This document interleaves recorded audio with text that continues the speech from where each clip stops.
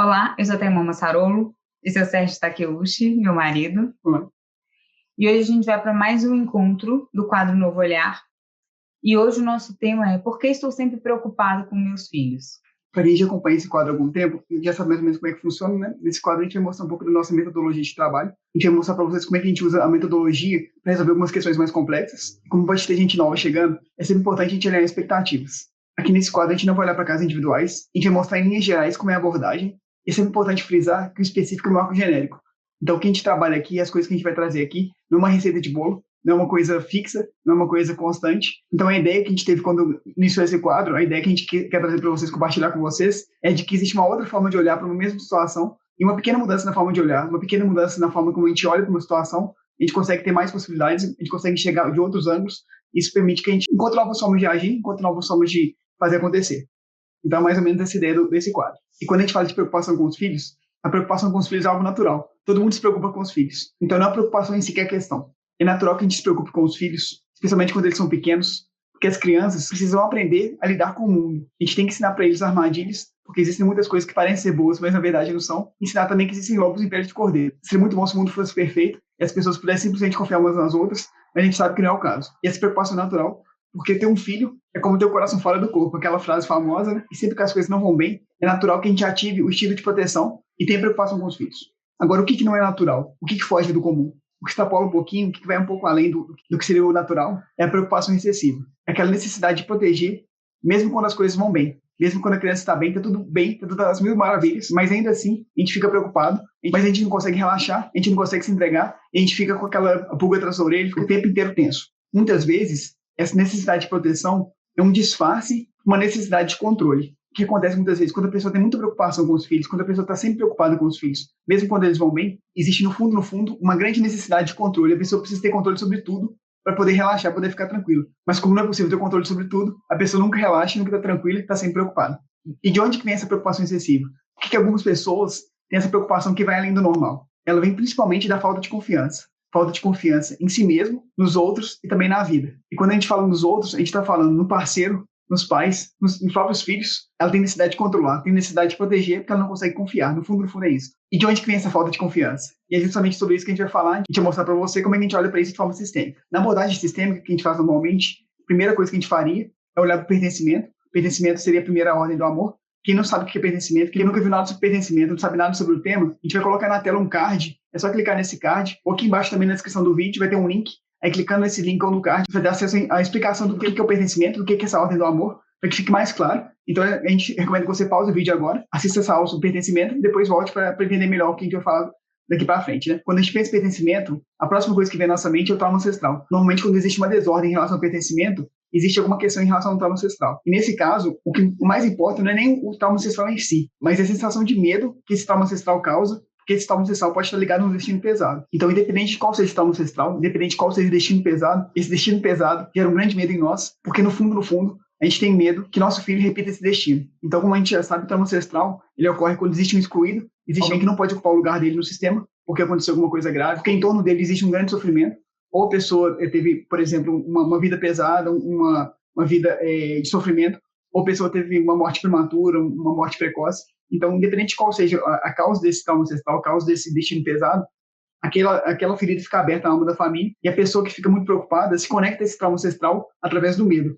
O medo de que aquele destino se repita nela mesma e também nos filhos. Importante ressaltar que muitas vezes esse medo, ele é inconsciente. Muitas vezes a gente não tem total clareza de que é isso que a gente está sentindo e por isso a gente fica tão com uma necessidade de controle e com tanta apreensão com relação aos nossos filhos.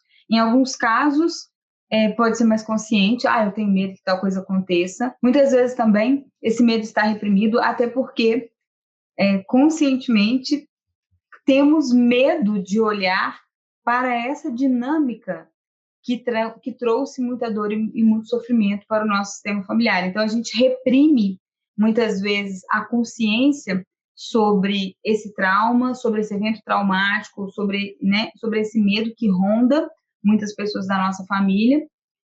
Então, muitas vezes não temos consciência de que estamos projetando essa dor inconsciente que ficou reprimida no destino dos nossos filhos, ou no nosso próprio destino. É importante lembrar que o medo, nesse caso, é um sentimento primário. Bert Hellinger fala que o sentimento primário é um sentimento verdadeiro. E muitas vezes, a gente tem medo de olhar para o medo, e por causa desse medo, a gente substitui o medo por um sentimento secundário. O sentimento secundário pode ser raiva, por exemplo. A gente pode sentir raiva, pode sentir também tristeza, pode sentir apatia. Então, a gente vai encontrar algum outro sentimento para substituir o medo. Então, muitas vezes, o medo está a gente tem que cavar um pouco mais fundo para chegar nesse medo que está no centro de tudo, né? Então, assim, é um medo que está escondido por várias camadas de outros sentimentos. Então, muitas vezes é difícil, quando a gente fala de medo, às vezes a pessoa não se relaciona muito com isso, sente a necessidade de controle, sente a preocupação, mas não relaciona com medo. É porque esse medo, às vezes, está sobre várias camadas de outros sentimentos, que a gente tenta disfarçar, por ser doloroso, por ser uma coisa que mexe muito com a gente não tem força psíquica suficiente para poder sustentar aquele medo, olhar para aquele medo de forma aberta, né? Então, a gente encontra subterfúgios, né, para desfazer esse medo de outras coisas. E, no caso do cliente, por exemplo, a gente olharia para o cliente e perguntaria: será que existe um trauma ancestral? Será que existe algum trauma que conecta esse cliente à família dele de uma forma pesada, algo que traz esse cliente, desperta esse medo nesse cliente? Quanto mais forte o medo, mais intenso é o trauma ancestral, que está por trás de tudo, né? Que é a raiz da questão. E muitas vezes o medo é tão grande, assim, que é uma coisa tão clara que nem precisa de constelação. A pessoa ela sabe qual é o fato que desperta a atenção dela, ela sabe exatamente quem é a pessoa da família que teve um destino extremamente pesado, que ninguém fala nele, todo mundo tem medo de falar, todo mundo tem receio. Então, é uma pessoa que ninguém fica à vontade de comentar. E qual que é a cura para isso? Como é que a gente cura esse movimento? Primeira coisa que a gente tem que fazer é mudar a postura diante do trauma ancestral. Isso que o Bert Hellinger chama de dar um lugar no seu coração para o excluído. Isso, dar um lugar no coração, é você enxergar ao mesmo tempo seu amor pelo excluído e o amor do excluído por você. Então é uma via de mão dupla. Você enxerga que você ama tanto o excluído, você está dedicando sua vida inteira para sofrer, assim como ele sofreu, ou para tentar evitar qualquer custo que ele sofreu, e com isso você acaba atraindo situações ou moldando sua vida exatamente naquela direção que ele percorreu. Muitas vezes a gente tenta evitar tanto uma coisa, a gente tem tanto medo de uma coisa que a gente acaba guiando a nossa vida em direção àquela questão. Quando a pessoa tem muito ciúme, por exemplo, ela acaba criando situações que tornam o ciúme dela verdadeiro. Assim, ela acaba, como se ela empurrasse o objeto do ciúme dela na direção que ela não queria, exatamente pelo ciúme. É aquela questão da profecia autorrealizada, né? Nesse caso também é isso que acontece. É interessante a gente ressaltar que num país cristão como o nosso, pelo fato de a gente ter uma moral cristã que está incrustada na nossa criação, assim, qual que é a ideia central do cristianismo? A ideia que a gente está imerso nela, a gente está mergulhado nela. A ideia do cordeiro do sacrifício. O sacrifício, o sofrimento, o martírio é uma coisa que faz parte do cristianismo, é uma coisa que então está introjetada em nós. Então, muitas vezes, é mais fácil para a gente se entregar no sacrifício, se entregar ao martírio, do que, às vezes, para outros povos, porque que não tem essa cultura cristã tão forte quanto a nossa, né? E é por isso que a gente tem tanto medo. Porque a gente vê o destino pesado e a gente sabe que, de alguma forma, assim, a gente tem uma ideia introjetada de que para aplacar esse medo, para resolver essa questão, a gente precisaria fazer um sacrifício. O sacrifício inicial seria da pessoa que a gente está tentando salvar através do plano secreto. Então, poderia ser, por exemplo, o pai, a mãe, alguém que a gente está tentando salvar. O sacrifício secundário seria da gente mesmo. Se a gente se sacrificar, talvez tudo se resolva. E o sacrifício terciário, aí são os filhos. Os pais saem do lugar deles para olhar para um trauma ancestral. Você vê o lugar vazio, você tenta salvar os pais indo para o lugar dos pais. Tentando para aquele lugar que os pais deixaram vazios. Só que para fazer isso, você deixa o lugar vazio. É quem veio depois, um filho, por exemplo, pode querer ocupar seu lugar. É uma coisa que se perpetua através de gerações por causa disso. Né? Cada vez que a gente sai do nosso lugar para ocupar um outro lugar, a gente deixa o nosso lugar vazio. Esse lugar vazio, ele atrai as pessoas que vêm depois, as crianças que vieram depois, elas sentem atraídas por esses lugares vazios e elas tentam ocupar aquele lugar por amor. Da mesma forma que a gente tenta ocupar o lugar do nosso pai ou da mãe por amor, tenta salvar o pai e a mãe por amor, quem veio depois faz a mesma coisa pela gente por amor também. Então, esse é o peso, essa é a dificuldade do trabalho. Aqui também quero ressaltar algo que o Sérgio já falou aí, né, que desse processo de cura, que vai envolver e fazer essa inclusão, né, enxergar assumir, enxergar, declarar, poder declarar o meu amor por essa pessoa que está excluída, por esse destino excluído, né? Vamos supor, teve uma morte traumática, então a gente fica com medo que isso aconteça de novo, ou com a gente, ou com os nossos filhos. O grande processo de cura aqui, acima de eu poder declarar, né, de eu poder enxergar o meu amor por essa pessoa que sofreu, que se sacrificou, né, que passou por uma situação traumática, dolorosa na minha família, eu posso, às vezes a gente tem é tão doloroso olhar para isso que eu prefiro nem olhar para nada disso, né? Então, eu até esqueço que essa pessoa existiu.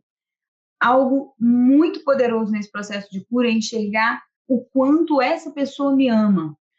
Quando o que adoece, né? O que traz a perpetuação dos problemas, quando o fluxo do amor fica interrompido, quando eu não consigo, muitas vezes, declarar o meu amor por essa pessoa, porque eu tenho até medo de olhar para essa pessoa e para o destino dela, né, aquela pessoa da minha família que sofreu, e especialmente quando eu não consigo enxergar o amor dessa pessoa por mim.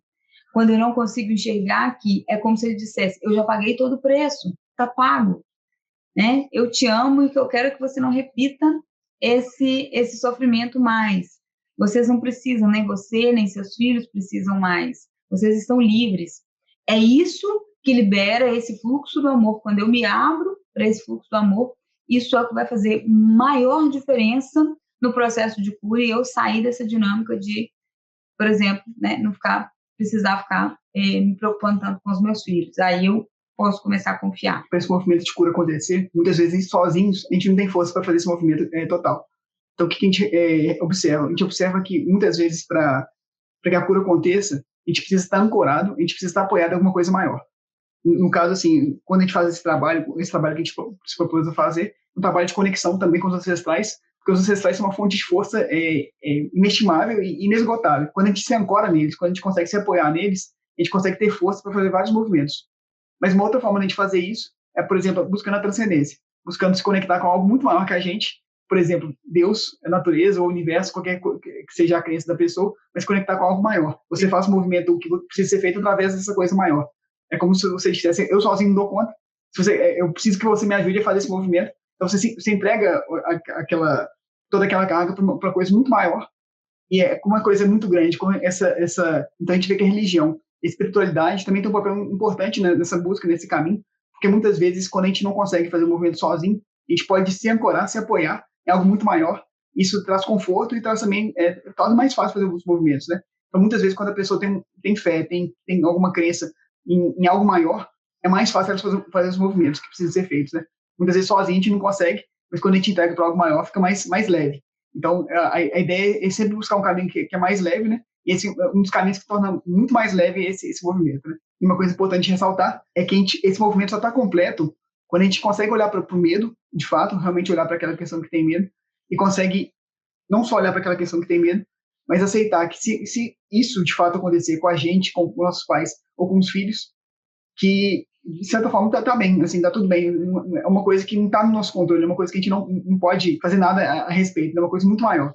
Então, assim, esse movimento é extremamente difícil, porque é um movimento que exige que a gente tenha essa pequenez de reconhecer nossa impotência diante da grandeza da vida, reconhecer que a gente não tem muita força para nada nesse sentido, né? A gente tem que simplesmente se curvar diante da grandeza da vida. Então, mas é um movimento que cura também. E é interessante que, enquanto a gente está preso no medo, a chance daquilo acontecer é muito maior do que quando a gente liberta e deixa a vida fluir. Então, é como se a gente, quando a gente está preso na ideia, quando a gente está tentando controlar, enquanto a gente está tentando, se preocupando, tentando fazer, cercar tudo e criar uma coisa perfeita, a gente tem mais chance de fazer o nosso medo acontecer do que quando a gente deixa as coisas fluírem. O convite é esse, né? Que a gente consiga deixar as coisas fluírem, que a gente consiga deixar realmente dar um lugar no coração para fluir dessa forma. E qual é a segunda coisa que a gente olharia? A segunda coisa que a gente olharia para a ordem. Para quem não sabe o que é ordem, a gente recomenda também que clique no card que vai estar no vídeo, ou então que clique no link que vai estar aqui abaixo na descrição do vídeo, porque dessa forma você vai ter uma ideia do que é a ordem, né?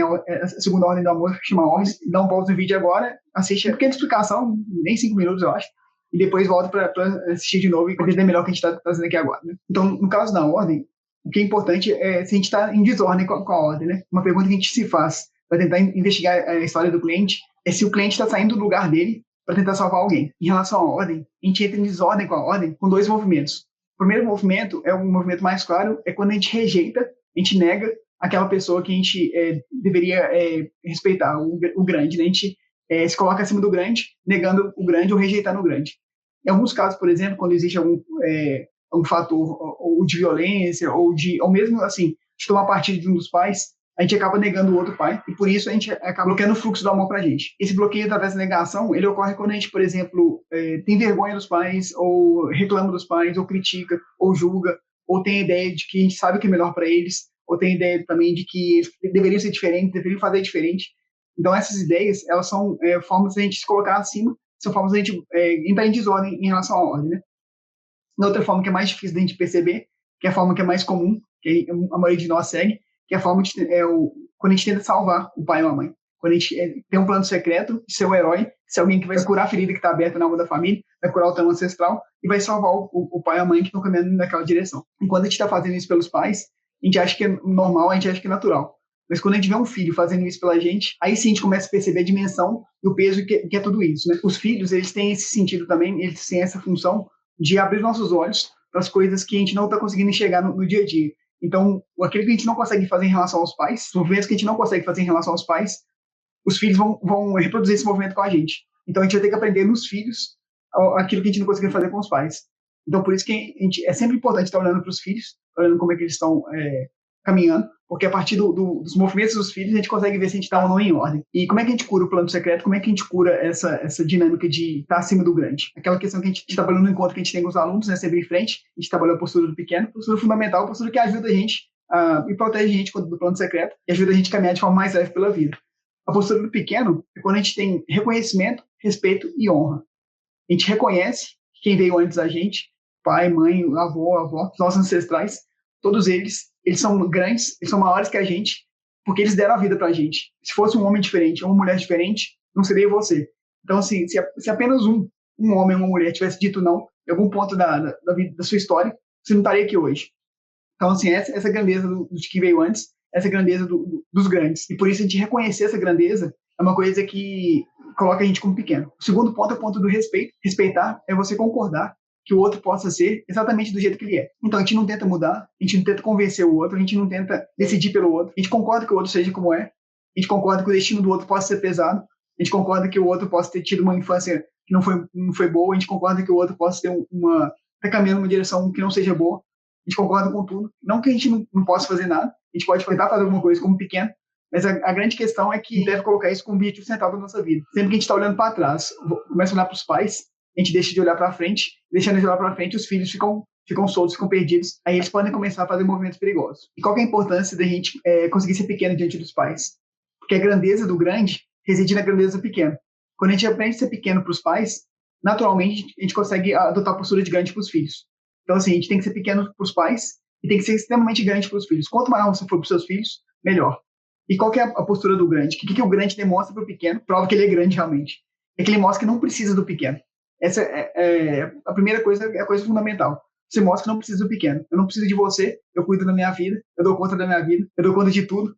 Não, eu não preciso de você para fazer minhas coisas. E como é que é essa postura na prática? Essa postura, o fundamento dela é porque o grande dá e o pequeno recebe. Essa é a ordem básica da natureza. O grande sempre dá, o pequeno só recebe. O pequeno não dá de volta. É sempre o grande que abastece o pequeno. O pequeno não traz de volta. Ele não compensa o grande por aquilo que ele recebeu. Como é que a gente compensa o grande? Como é que a gente consegue compensar nossos pais pela vida que eles nos deram? A gente compensa os pais não devolvendo para eles, mas fazendo alguma coisa para frente. A gente cuida bem dos filhos, porque a gente recebeu muito dos pais. Então, quanto mais a gente recebeu dos pais, mais a gente pode entregar para os filhos. A gente faz um movimento também de transbordar o que a gente recebeu dos nossos pais através do trabalho, através do serviço. Então, assim, a gente não devolve para os pais, mas a gente pega tudo que eles trouxeram para a gente e entrega para o mundo. Então, essa é a forma de a gente conseguir compensar. A gente não compensa diretamente para os pais, a gente compensa o que a gente recebeu deles para o mundo. Uma coisa importante em relação ao pequeno, o pequeno precisa do grande, mas o grande não precisa do pequeno. E quem precisa tem que saber pedir. Então, assim, o pequeno pede, mas ele não exige. Ele pede o que ele precisa, se o grande vai dar ou não é coisa do grande, mas o pequeno pede o que ele precisa e ele não exige que o grande dê para ele. Ele pega aquilo que o grande deu, ele pega o amor do jeito que o amor veio, assim, ele não fica escolhendo a forma que vai vir o amor. Então, assim, aquela dinâmica que a gente fez, o exercício que a gente fez no Sempre em Frente, para muitas pessoas que participaram, ficou muito claro, assim, o que é o pequeno. Assim, o pequeno, ele pega o amor do pai do jeito que veio, ele não fica escolhendo o que é o amor, né? Ele simplesmente toma o amor para ele, o tomar o amor, você pedir o amor que você precisa dos pais, o tomar esse amor, perceber esse amor que vem dos pais, não é um movimento passivo, a gente não fica esperando. A gente pega. Tomar é por isso. Do Bert Hellinger escolheu a palavra tomar, porque é uma coisa ativa. A gente tem que pegar o amor dos pais. Ele nunca vem da forma que a gente esperava que ele viesse. Na grande maioria das vezes, ele vem de uma outra forma. A gente tem que saber pegar esse amor, fazer alguma coisa de boa com ele. E a partir da postura do pequeno, quando a gente consegue ser pequeno diante dos pais, a gente consegue receber também o que flui dos ancestrais. E a partir disso também, isso restaura a nossa confiança na gente mesmo, nos outros e na vida. E aí, tendo essa confiança, preenchendo dessa confiança, a gente consegue perceber que a gente não precisa se preocupar, a vida se torna mais leve, porque a gente não precisa da preocupação para fazer a vida fluir. A gente pode fazer isso através da confiança. Então, a gente toca a preocupação pela confiança, a gente toca a necessidade de controle pela confiança. e aí a vida flui com mais leveza, e isso também liberta os filhos. Os filhos ficam mais livres para poderem ser quem eles realmente são. Nesse movimento é confiar que tudo aquilo que precisou acontecer, seja bom, seja ruim, seja para que a minha vida tivesse chegado até aqui, né? Confiar que foi possível, foi o necessário, mesmo que tenha custado, e é com essa mesma confiança que eu olho para frente e confio que a vida dos meus filhos também será conduzida, mesmo que entre desafios, né, e vitórias, de acordo com aquilo que é possível e necessário para eles. Então, a gente vai fazendo o que é necessário, mas soltando pelo menos um pouco ou um tanto, né, cada vez mais dentro de um processo, a gente sabe que são processos, né, o controle daquilo que, sobre a vida dos nossos filhos, sobre algo que a gente não vai conseguir mudar só porque a gente quer, né, porque às vezes aquilo ali não faz parte da vida dos nossos filhos, a gente gostaria que fosse de um jeito, mas não é. Então, a gente confia que aquilo que nos conduziu até aqui conduzirá também os nossos filhos de acordo com aquilo que é o caminho deles a ser seguido também. Obviamente, de acordo com as escolhas e aquilo que eles também fizerem, né? E a terceira coisa que a gente olharia, né, a terceira ordem do amor seria o equilíbrio, mas nesse caso não se aplica, porque em relação de pais e filhos é uma relação de grande e pequeno, uma relação de ordem, não existe equilíbrio em relação de pai e filhos, né? Então a gente olharia para pertencimento, olharia para a ordem, e a questão está em um desses dois pontos, ou no pertencimento ou na ordem, normalmente nesse caso está nos dois. E aí a gente resolvendo as questões, integrando tudo isso, tornando tudo isso parte da gente, a gente consegue fluir com mais leveza. E aí, nesse caso, aquela preocupação excessiva com os filhos, aquele medo constante, aquela angústia, muitas vezes, quando atendo mães, né, e elas, às vezes, relatam essa preocupação excessiva, quer dizer, elas não têm consciência, às vezes, que é uma preocupação excessiva, elas vão falando, e aí quando a gente traz essa consciência para elas falam, realmente, eu estou sempre tensa com os meus filhos, eu estou sempre muito preocupada de que algo possa acontecer, de que algo ruim possa acontecer. Esse excesso, né, uma coisa é o cuidado, uma coisa é a condução, uma coisa é a guiança dos filhos, né, e outra coisa é essa preocupação em excesso que é ruim, tanto para os pais que sentem isso, quanto para os filhos, porque também acabam ficando, de certa forma, oprimidos, assim, sem conseguir expressar quem eles verdadeiramente são e seguirem um caminho mais livre para eles, né? Bom, então, esse foi o nosso encontro de hoje. Esperamos vocês no próximo encontro. Próximo.